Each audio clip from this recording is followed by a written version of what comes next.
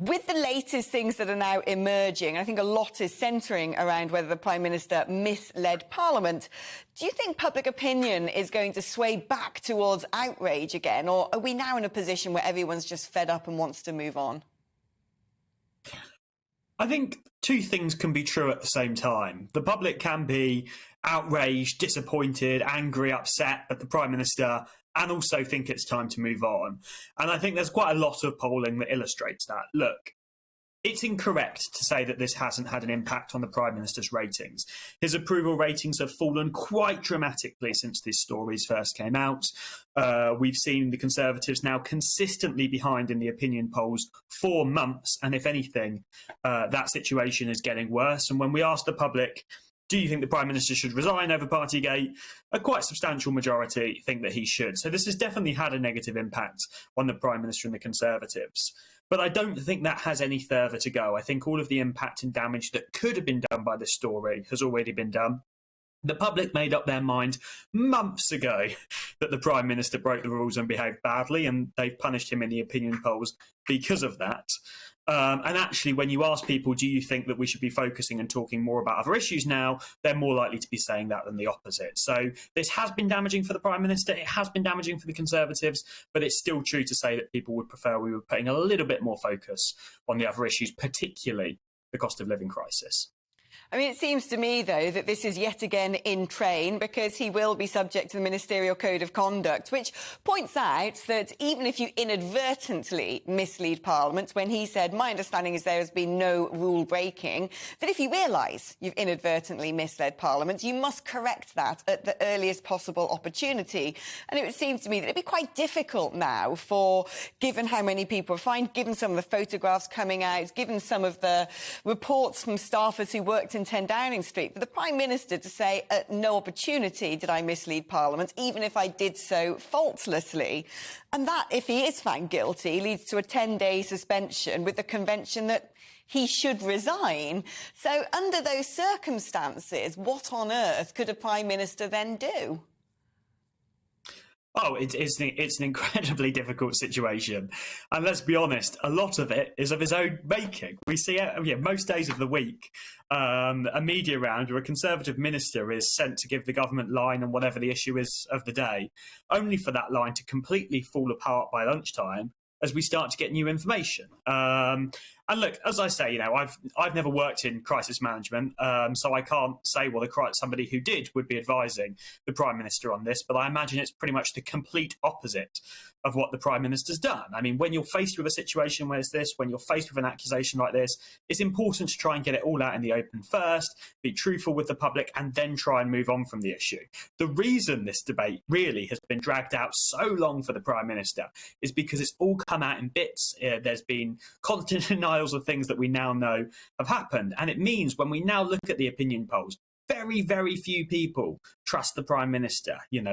About 3/4 of the population think he's untrustworthy. More people think the moon landings were faked than think the Prime Minister has told the truth about what's going on. I mean, ultimately, it will be up to Conservative MPs to decide the Prime Minister's fate. But the Prime Minister better be damn happy about that, because if it was up to members of the public, his fate would have been sealed months ago. Now, one thing a lot of people in the Conservative Party will be thinking, if indeed the end is nigh, is who could be the successor? What does your polling show? Who are the runners and riders? Who's the most popular? Well, I mean, part of the issue is that there's nobody that's particularly popular anymore. You do have to remember with these things that most people in the country aren't paying too much attention to politics, so they won't have heard of most of the cabinet and some of the people who are potentially going to replace Boris Johnson. A few months ago, there would have been a good answer to that question, which would have been Rishi Sunak. Back then, he was one of the most popular politicians in the country. People would have much preferred him to be Prime Minister than Boris Johnson. But my God, that's not true anymore. His personal ratings have fallen quite substantially because of the accusations around non-doms, because there is a perception that he isn't doing enough to respond to the cost of living crisis. And that's kind of the issue for the Conservatives. Boris Johnson's ratings have fallen quite substantially. I don't personally think they can recover enough in time for the next general election for Boris to win a majority now. But also at the same time, it really isn't clear that there's an obvious successor who the public will like, who will be able to get them out of this situation either. So it's an incredibly difficult situation for the Conservative Party. Chris, Curtis, do not go anywhere. I'm joined now by Emma Webb, who is going to be in the studio with me all day.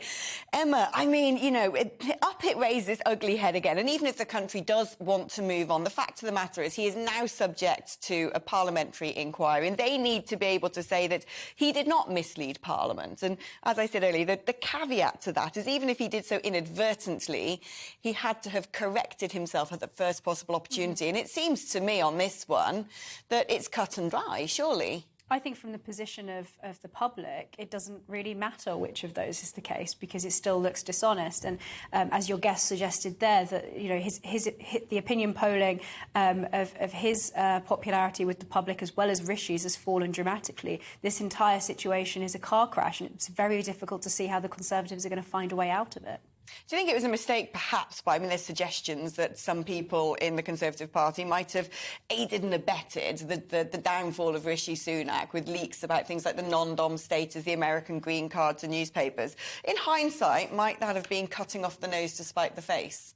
Absolutely, and I think this is the case with all laws that are vague. We see this relating to free speech and also in the context of coronavirus legislation. It was obvious from the beginning that these were eventually going to be weaponised. So in many ways, way back 2 years ago, actually, the Conservatives were almost digging their own grave with these laws that are very difficult for anybody to follow perfectly. So in that sense, as we've seen also with Keir Starmer, to quote St Paul, all have sinned and fallen short of the glory of God, it was very, very difficult for them to follow these rules in the first place. They should have known that they would be tripped up on it. They should have known better. I think from the perspective of the public, it doesn't really matter the details of this case. Ultimately, the impression that this gives overall is that they are untrustworthy. And as you mentioned already, that the problem is that there isn't a clear replacement for Boris Johnson. I personally think that it would be a disaster if Boris Johnson were to resign, and I say that as someone who's been very critical of him, and that's because I think that it's entirely unclear who would be a worthy or an effective successor for him. Welcome to the GB News YouTube channel. You can watch us live 24 hours a day, catch up on your favourite shows and join in the conversation in the comments below. Don't forget to subscribe and you'll never miss any of our exclusive content.